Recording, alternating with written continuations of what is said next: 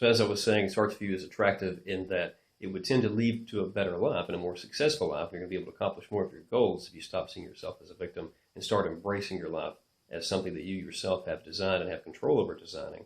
But that doesn't mean that we actually have freedom in that way. So Sartre's view seems to be rather optimistic, more practical, and less philosophical. It's less about giving a reason-based argument to think that we're free. Instead, it's a self-interested way to persuade us to believing that we're free based on the fact that that will lead to benefits for us. And so I think that's a good way to approach life. I don't think it's a guarantee that we are free, though, and that's really what we're after ultimately as philosophers, or at least one of the things we're ultimately after. Last note, notice that to the extent that we're not responsible for our actions and we can't make conscious decisions and we don't have free will, we're not responsible for the things that we do. So that's why there's a distinction between murder and manslaughter. In cases of murder, a person deliberates, they think, they plan, they intentionally go kill another innocent person. It's not a matter of self-defense. It's not something that they did as an accident. Instead, they intended to do it. On the other hand, we have manslaughter. These are cases where if it's a complete accident, someone was perhaps just negligent. They were driving their boat a little bit too fast and they were careless and they accidentally killed someone. And we have different degrees of punishment for these two different sorts of behavior because on the one hand, a person seems to be much more responsible. They deliberated, they thought, they acted, and they caused, and they brought about some terrible harm. On the other hand, they were just reckless. It wasn't intentional. They still brought about a terrible harm. In the first case, we're going to punish them much more severely. In the latter case, much less severely.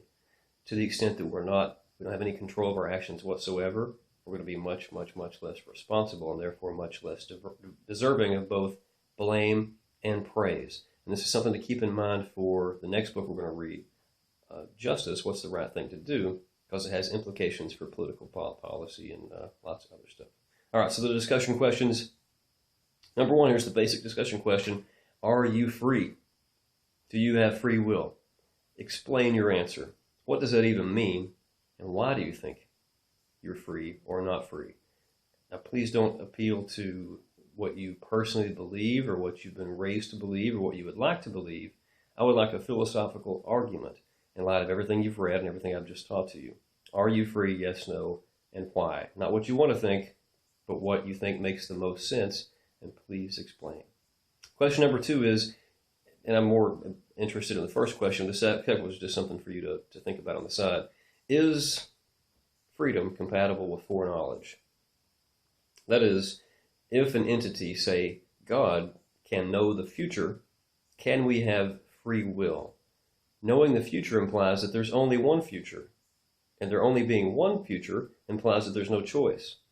And if being free means being able to choose amongst several different alternatives, it would seem that if something's able to see the future, there's only one path that we can possibly take, and therefore we can't be free. That would seem to be the case. And so I've kind of started to answer the question for you, but think about that. Is foreknowledge, being able to know the future, not for us, but for any creature, if any entity can know the future, is that incompatible with the people or the entities that will be involved in that future having free will? Yes, no, and why? First question, more important. That's what I'd like for you to answer for the class. But think about that second one as well. Very interesting. Thanks as always for your attention. Hope you've enjoyed